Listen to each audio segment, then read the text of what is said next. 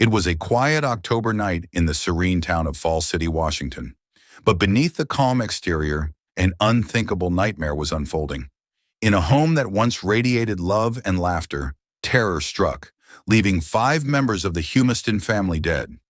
Yet amid the chaos and tragedy, a lone survivor emerged, a brave 11-year-old girl who escaped death by pretending to be lifeless. Her courage brought the first rays of light to a case that would soon grip the nation. This is the story of survival against unimaginable odds, of a family shattered, and of a truth more horrifying than anyone could have anticipated. But as investigators dug deeper, one devastating question arose. How could the person behind this atrocity be someone so close to the family, someone they trusted the most? Nestled in the picturesque landscapes of King County, Falls City, Washington, is a town where life moves at a peaceful pace. Known for its tight-knit community and scenic beauty, it was here that the Humiston family built their lives. Mark Humiston, a software engineer, and his wife Sarah, a compassionate nurse, were pillars of their community. Together they raised their 5 children in a home filled with promise and warmth. To neighbors and friends, the Humistons seemed like the epitome of a loving and hardworking family. On the surface, life appeared perfect. The children excelled in school, the parents were deeply involved in their community, and their home was a place of joy. But on the evening of October 21st, 2024, the peace of Falls City was shattered. What began as an ordinary night quickly turned into a scene of unimaginable tragedy. Few could have foreseen the darkness that would envelop the Humiston home, leaving an indelible scar on the community.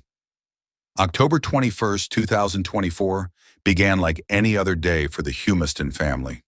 The children returned home from school, and the evening unfolded in the usual way. Homework, dinner, and quiet moments together. But as the hours passed, the calm of their home would be replaced by terror. At approximately 1:30 a.m., emergency services received a chilling call reporting gunshots at the Humiston residence. By the time first responders arrived, 5 members of the family, Mark, Sarah, and 3 of their children, were found lifeless, victims of multiple gunshot wounds. In the midst of this devastation, an 11-year-old survivor emerged. Injured and traumatized, she had made a split-second decision that likely saved her life. Pretending to be dead, she waited silently, her breath shallow as the perpetrator moved through the house. When the moment was right, she fled, escaping through a window and running barefoot to a neighbor's home for help. According to law enforcement, the scene inside the house was horrific. Investigators described the home as showing clear signs of chaos, with overturned furniture and shattered glass hinting at a struggle. Shell casings littered the floor, marking the path of violence that claimed the lives of her family members. The survivor's account provided critical insights. She described waking to the sound of gunfire and seeing a figure in the dimly lit hallway. She watched in horror as her family members were attacked one by one. She herself was shot but managed to stay still, her instincts telling her to play dead. Neighbors, awoken by the gunshots, recalled the chilling screams that pierced the still night air. One neighbor who spoke on record described the 11-year-old banging on their door, her clothes bloodied, pleading for help. Detectives and forensic teams worked tirelessly to piece together the timeline of events. They determined that the crime had been methodically executed with no signs of forced entry, indicating that the assailant was someone familiar with the family. As news of the massacre spread, the community grappled with shock and grief. Vigils were held, flowers and notes piled up outside the Humiston home, and questions loomed large. Who could commit such an atrocity? But the most shocking revelation was yet to come. The answer to that question would shatter not only the community, but also the very concept of trust within a family. As the investigation unfolded, law enforcement was faced with a mystery that seemed impossible to solve. Authorities were initially baffled by the apparent randomness of the attack. No obvious motive surfaced, and there were no known threats against the family. The crime scene offered few immediate answers. Yet with each new piece of evidence, the investigation began to take a more chilling turn. In the early stages, investigators focused their attention on the usual avenues, checking for signs of burglary, questioning neighbors, and looking into any possible connections to the victims' personal or professional lives. But as detectives combed through the house and examined the evidence, a few details stood out, leading them down an unexpected path.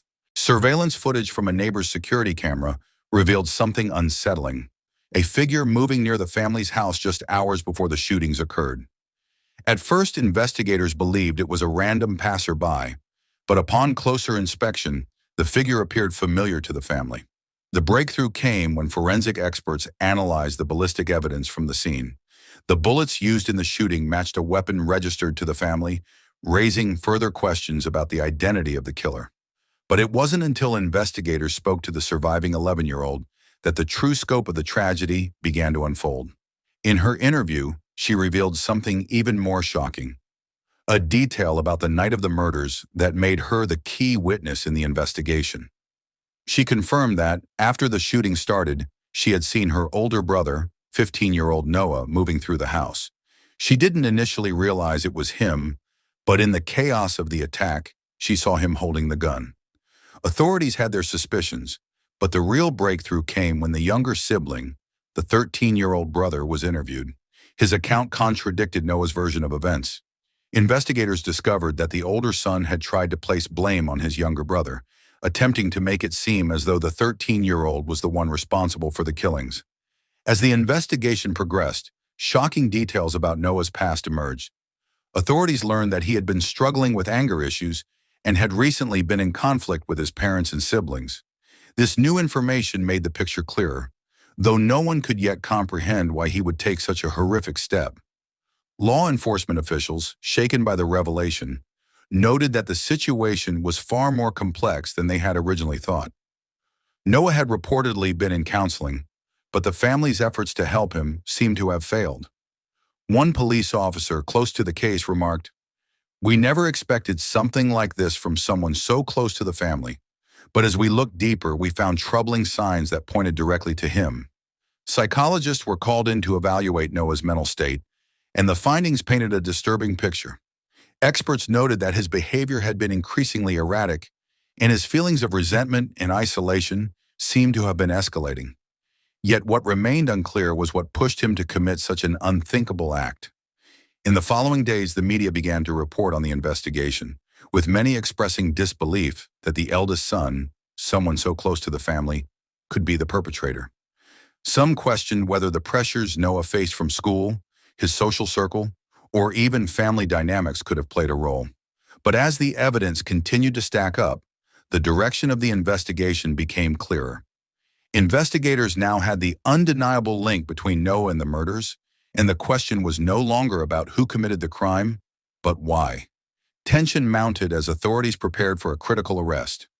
Noah was taken into custody and charged with the murders of his parents and siblings. The arrest was both a moment of relief for the community and a tragic reminder of the depth of the family's pain. The case was far from over, however. As investigators dug deeper, a chilling discovery would soon reveal even more unsettling details about the events leading up to that fateful night. Following Noah's arrest, the community of Falls City was left in shock, struggling to come to terms with the fact that the suspect was someone they had all known as a quiet and seemingly typical teenager. The legal proceedings began to unfold in what would become a highly publicized case, drawing widespread attention across the country. Noah, the 15-year-old son of the Humiston family, was charged with multiple counts, including aggravated murder. The charges were staggering as they reflected the brutal nature of the killings: his parents, Mark and Sarah, and his 3 younger siblings, all killed in a single violent act. The first days of the trial were filled with tension. Courtroom sketches and media reports broadcasted the proceedings live, as the local community watched in disbelief. They had once known Noah as a student, a brother, a son. Now he was sitting in the defendant's chair, his future uncertain, facing a litany of charges that would forever change his life. The courtroom was packed, with many community members still grappling with the horror of the tragedy. One of the most pivotal moments in the trial came when the surviving 11-year-old girl took the stand. She had already been through a harrowing ordeal, but now she had to relive the nightmare. Her testimony was heartbreaking. She described in chilling detail how she had played dead in order to survive the attack, and how she had been the one to escape and seek help. Her voice cracked as she recounted the last moments she had shared with her family before the violence unfolded. It was clear to everyone in the courtroom that her courage and resilience in the face of unspeakable trauma were nothing short of extraordinary. Her testimony was not just emotional, it was also pivotal in helping to build the case against Noah. She provided key details that linked him to the crime, offering an inside look into the tragic events of that night. As she spoke, many in the courtroom were visibly moved, their eyes filled with tears, knowing that this young girl had just lost everything, but somehow survived the unthinkable. At the same time, experts were brought in to evaluate Noah's mental state. Psychologists and forensic experts were tasked with determining if he was fit to stand trial and whether his actions could be attributed to mental illness. As they reviewed his history, they found signs of troubled behavior, including past conflicts with his family and ongoing struggles with anger. However, some experts argued that Noah was fully aware of what he had done and should be held accountable for his actions. The psychological evaluations painted a complex picture. One psychologist explained, Noah exhibited a number of warning signs: anger, isolation, and resentment. But there is also the question of his emotional maturity at such a young age. How much of his behavior was shaped by his environment, and how much was a deeper underlying issue with his mental health? The testimony was meant to address the core question of the trial. Did Noah truly understand the gravity of his actions? While the defense argued that Noah was mentally unstable and under extreme emotional distress, the prosecution countered by presenting evidence of premeditation. They argued that Noah had planned the murders, and his actions on the night of the crime were not the result of a sudden outburst, but rather a calculated decision to kill his family. They pointed to his attempt to frame his younger brother, the lies he told investigators, and his behavior after the murders, all of which suggested a deliberate act of violence. As the trial continued, the public became more divided. Some sympathized with Noah, believing that his tragic upbringing and mental struggles had led him to this breaking point.